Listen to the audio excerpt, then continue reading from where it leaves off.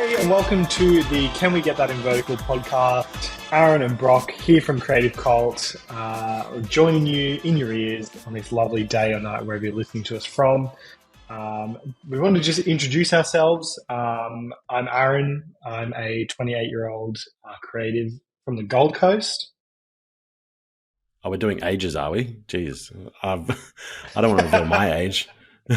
I am Brock. I'm a 39-year-old entertainment manager, but I also part owner of Creative Cult. So I think I'm more of like the business mind, but I also I'm very creative. I love doing all this kind of stuff. I love social, and I love content, really, and all kinds of good content, all kinds of good video, because I've been in events and entertainment for ages. So I have a lot of access to that kind of stuff. So that's why I'm here.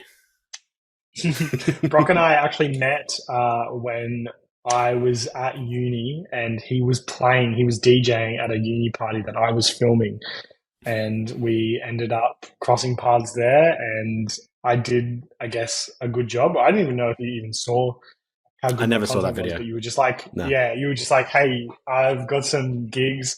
Brock used to run a nightclub, and he was like, yeah, I've got some photo and video gigs for you if you want. And we just started working from there, and it's been a wild ride since, hasn't it? Yeah, because I'm very much, I'm not necessarily a person that judges people on their work. I judge them on their like personality and whether I can get along with them or not. So if I get my work's dog shit.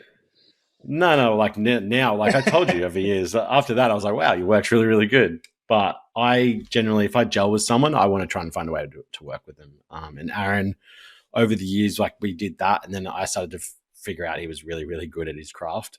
So I wanted to help him branch out on his own and stretch his legs and find a place where he could express himself in all kinds of new ways and find ways to share the content that he was creating, just like content that I felt he'd been waiting to make and create, and was kind of stuck in a job that he was in previously. And now we're here, and we want to do a short pod. Like, this is going to be so short when we get down to the episodes, after the second. We're already 75% of the way through, I reckon, right here. Yeah. We want to be doing 5-10 minute episodes, just something quick that we can kind of record and just let you know things that we see during the week that we believe as, potential clients of ours or potential friends of ours or people that are creatives themselves might want to access, because I find I stumble upon these things much quicker than a lot of other people. We definitely find things or like share something with each other, and we kind of think it's like super groundbreaking, or just like, how does no one else know about this? And we kind of see maybe like a couple other people start to use it, and then we go, oh, we're like way behind. But like, really, I would say we're in like the 0.1% of people hearing about it and using it first. And we're just like, we should really tell more people about these things, because it's kind of crazy what we kind of come across these days. Yeah, it's kind of a way to help us share stuff in a much easier format than trying to post about it on socials. And I suppose at the same time we can post about it on socials as well, because we're going to record a podcast about it, so it helps us share it everywhere. So what do you have for us today, Aaron? Oh, a sneeze. Yeah, I'm just ready to sneeze. We're live on the air here. 1, 3, 2, 1. No, he's coming. Oh, he saved it, people. Fuck, it's gone. It's gone. Sorry. What do I want to talk about? So this week, I've kind of been, through some client work that I've been doing, I've kind of been diving back into LinkedIn and looking at stuff on LinkedIn. And there's some really, really cool stuff being shared on LinkedIn at the moment. Could just be who I'm following, and what my connections are liking and retweeting, or whatever you do on LinkedIn. Relinking? Relinking, okay. But yeah, LinkedIn has been really, really cool. Just something that I'm seeing at the moment are these fake brand activation or collabs that people are making with AI art through something like Midjourney. If you're not familiar with Midjourney, it's like an application that you can kind of just type in a brief and it spits out images. I feel like AI art is really huge at the moment. And these brand collaborations, these fake brand collaborations that people are doing are just so insane. And the detail and just like level of realness that these AI images are creating are really, really cool. And it's really cool to see, I guess, what someone is imagining these brand collaborations to look like. There was like a Tiffany and Co. I think it was like a Maldives resort, and it's like had all these aqua blue fabrics across like these beautiful beachside pools and stuff like that. It was just really, really cool. So that is something that is definitely piquing my interest. And Brock and I are actually kind of going back and forth. I just bought a Midjourney subscription to start pumping out some prompts for some art, and we kind of want to see if we can create some AI brand collabs, which I think would be cool. Yeah, it's been interesting. We've been kind of arguing about what would be cool to do and what I suppose to focus on. But we'll get there. We'll figure something out. I would like to bring to the table a refocus on YouTube and YouTube Shorts. I think the fad that came and went was probably like 6 months ago or even 12 months ago with YouTube Shorts, where everyone was like, oh, YouTube Shorts. It's still there. It's still super powerful. I still think YouTube is the long lost, forgotten social media of the internet.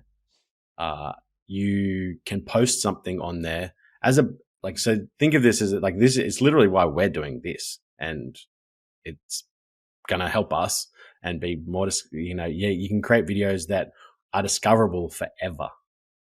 Nothing gets taken down. Whereas if you post something on Instagram, once the heat's over, it's done. TikTok's a little bit different. It can be can go in waves, but generally after it's had its cut 1 or 2 waves, it's over as well, unless people go back. I suppose your profile becomes more popular. Whereas YouTube, if you create a good video, it can be evergreen. Like literally, it can be something that works for your brand forever and can continue to earn you revenue. So I think everyone should at least be trialing themselves and doing something on YouTube. All clients, like no matter what kind of big or small, whether you feel like you have something to talk about or not, it is so powerful. And like a really good idea would be something along the lines of like, if you feel uncomfortable and you're not sure what you want to talk about, get a friend that's interested in your business to come and interview you, like casually, or get them to write down a bunch of questions maybe that you could answer. Would be a really easy way to prompt yourself to answer things that people that your customer base might be thinking about. And yes, if you believe your business doesn't need it, it does. No, every business could do with some video content, and YouTube's the place to put it.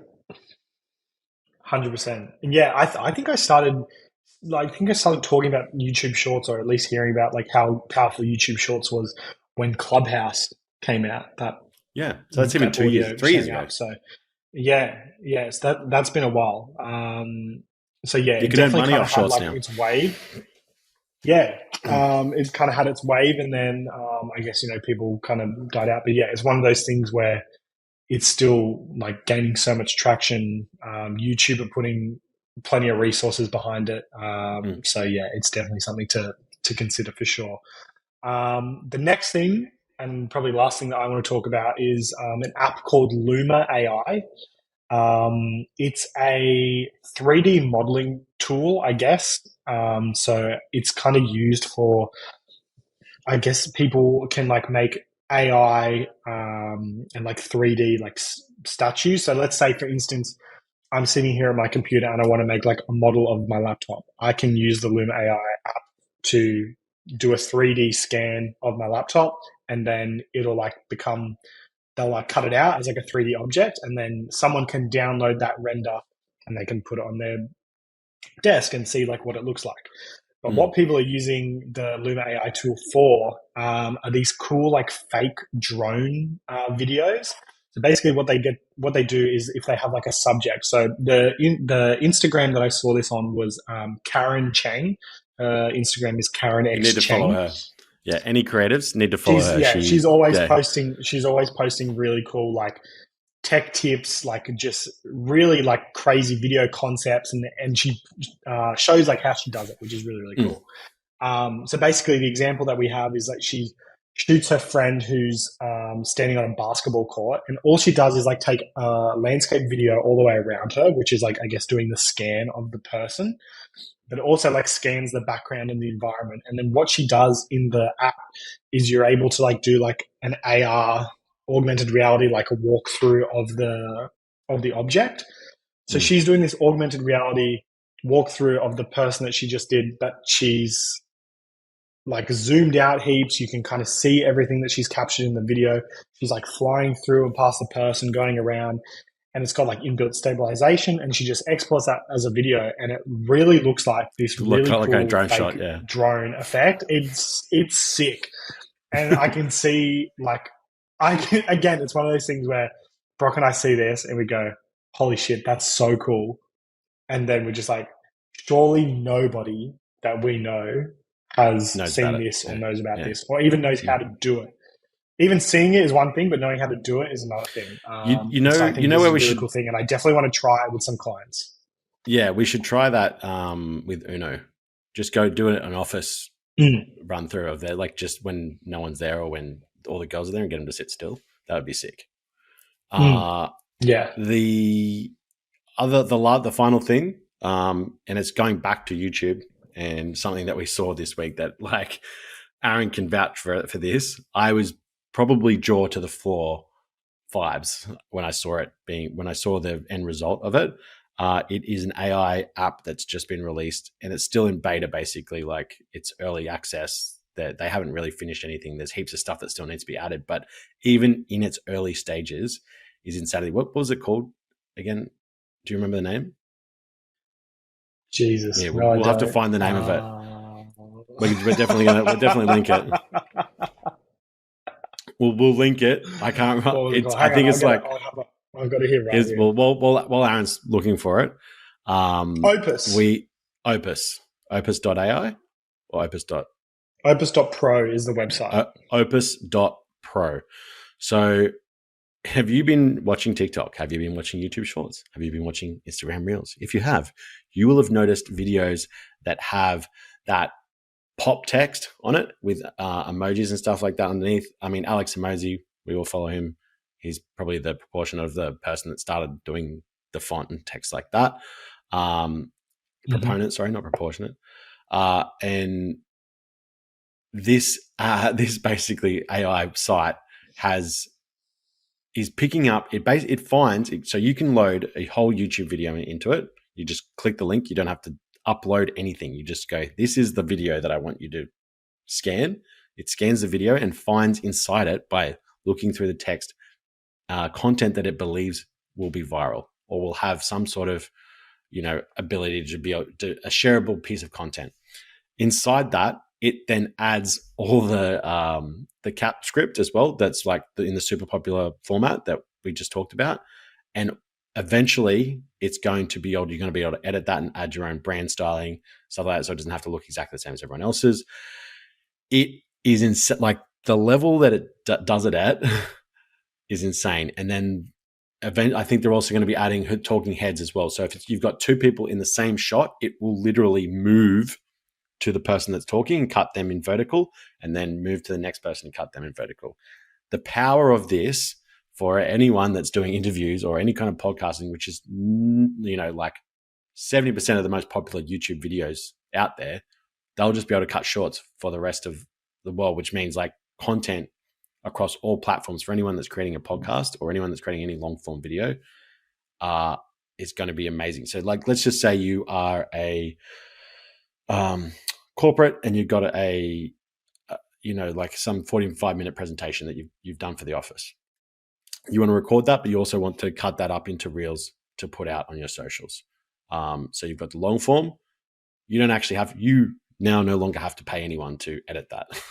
You can literally go in, upload the whole video, and have it'll go, here's 10, 15 short form vertical videos for you They've all been captioned. You can go through and select, and I think we could edit them as well, couldn't you? You could kind of select what was inside them from what I could see. I think don't so. quote me on that little piece. We only looked at it very quickly. Yeah. But yeah, the power of it just off that alone of being able to just link to a video was insane. So something to look out for, opus.pro. And then what was yours? Luma.ai? Luma AI is the app. Yeah. Is the app. That's all. Thanks very much. That's it from us. Thanks for listening. And hopefully you saw some of these clips on Instagram Reels. Can we TikTok, get that in vertical? YouTube Shorts, and you've come all the way for the full. Can we get that in vertical? We love it. We'll talk to you next time. All right, bye.